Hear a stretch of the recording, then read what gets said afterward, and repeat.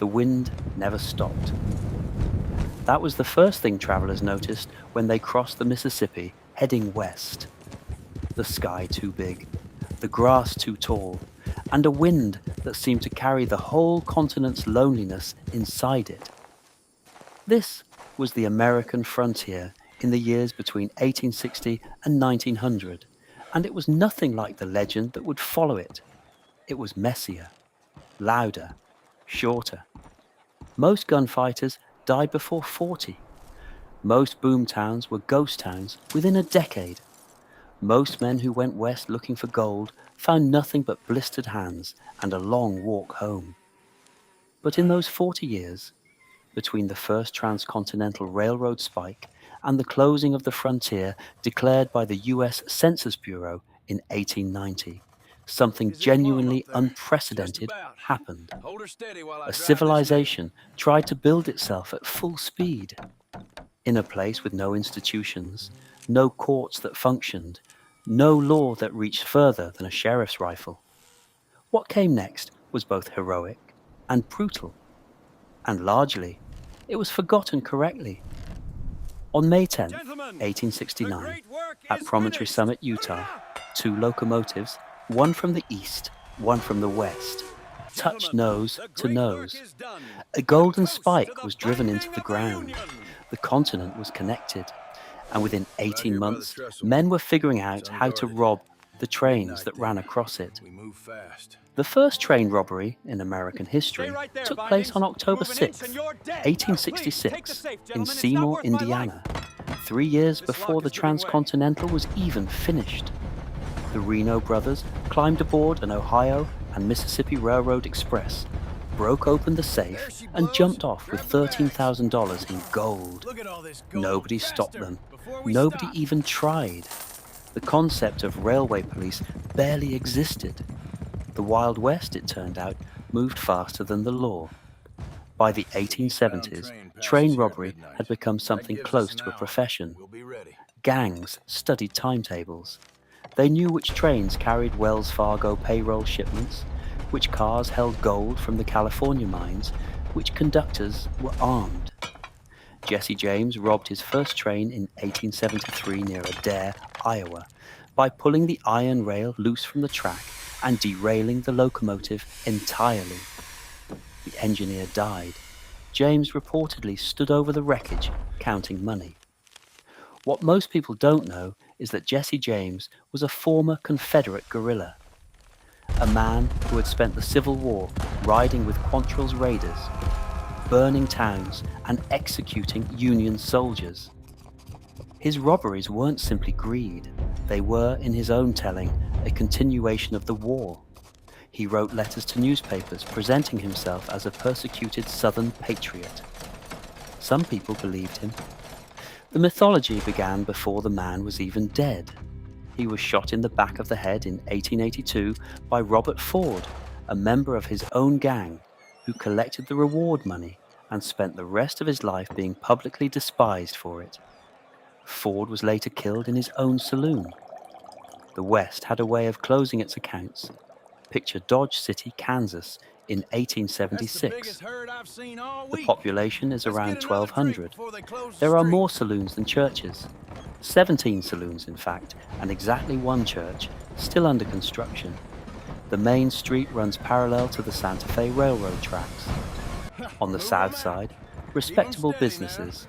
On the north side, everything else. The cattle drives ended here. Every summer, cowboys pushed longhorn herds up the Chisholm Trail from Texas.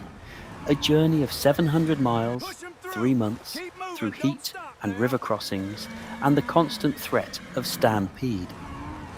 When they finally arrived in Dodge City, they were paid in cash and given 3 days of freedom before the next drive. The saloons were ready for them.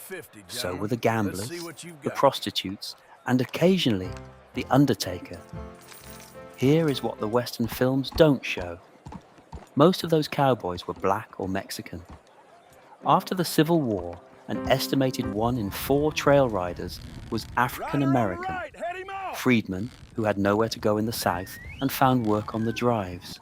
Men like Nat Love, born into slavery in Tennessee, who became one of the most celebrated roping and shooting champions on the frontier, and later wrote an autobiography that remains one of the most vivid accounts of cowboy life ever published. History whitewashed him out. The movies kept the myth clean. Wyatt Earp arrived in Dodge City in 1876 as an assistant marshal. His job was not, primarily, to shoot people. It was to keep the cowboys from shooting each other and to enforce the city's firearms ordinance, which required cowboys to check their guns at the edge of town. The famous lawman of the Wild West spent most of his working hours collecting revolvers at a wooden counter, like a coat check attendant at the end of the earth. On October 26, 1881, near a small vacant lot behind the OK Corral in Tombstone, Arizona, approximately 30 shots were fired in approximately 30 seconds. 3 men died. The most famous shootout in Western history lasted about as long as it takes to read this paragraph. The reality was far less cinematic than the legend. The Earps and Doc Holliday were not defending helpless townspeople. They were in a running feud with the Clanton and McClory families over cattle rustling, political power, and old grudges. Tombstone was a silver mining boomtown split between 2 factions, and the gunfight was as much a political assassination as a showdown. 2 of the men killed were shot at distances of less than a foot. Ike Clanton, who started the conflict, ran away. Wyatt Earp was charged with murder afterward. The charges were dropped. He spent the rest of his long life, he died in 1929 at age 80, quietly adjusting the story to make himself the hero. He found a sympathetic ear in a writer named Stuart Lake, who published a biography in 1931 that was almost entirely fabricated.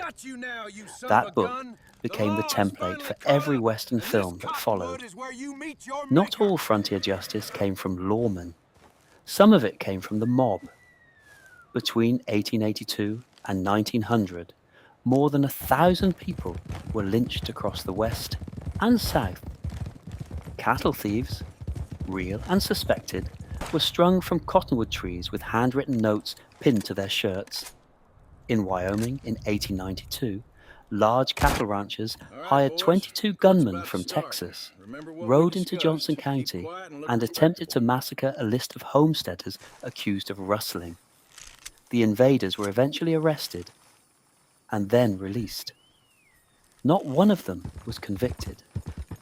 The Texas Rangers, meanwhile, were conducting a different kind of law enforcement along the Mexican border.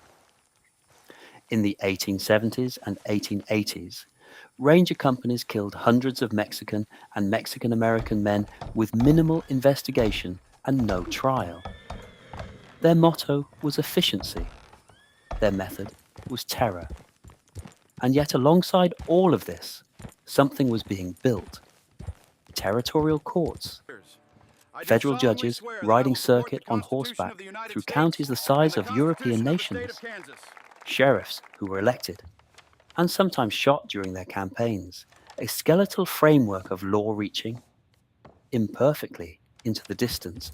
The US Census Bureau declared the frontier officially closed in 1890. By then, the bison, 60 million of them before 1860, had been reduced to fewer than 1,000. The native nations of the Great Plains had been confined to reservations. The last major armed conflict, the massacre at Wounded Knee, occurred on December 29, 1890. 300 Lakota Sioux, mostly women and children, were killed by the US 7th Cavalry. Within a decade, the dime novels were already turning these events into adventure stories. Tombstone, Arizona still exists. You can walk the wooden sidewalks of Allen Street on a Tuesday afternoon and watch a staged gunfight performed 3 times daily for tourists. Jesse James's house in St. Joseph, Missouri is a museum. The bullet hole in the wall where he was killed has been kept intact for 140 years. The Wild West lasted 40 years. Its mythology has lasted 150 and shows no sign of ending, perhaps because it gave a young nation a story it needed, that the land was empty, that justice came from individual courage, that the right man with the right gun could impose order on chaos. None of that was entirely true. But the wind still blows across the Kansas plains, and somewhere in it, if you listen, you can almost hear the sound of a train on iron rails, moving through the dark at full speed toward a continent that wasn't finished being invented yet.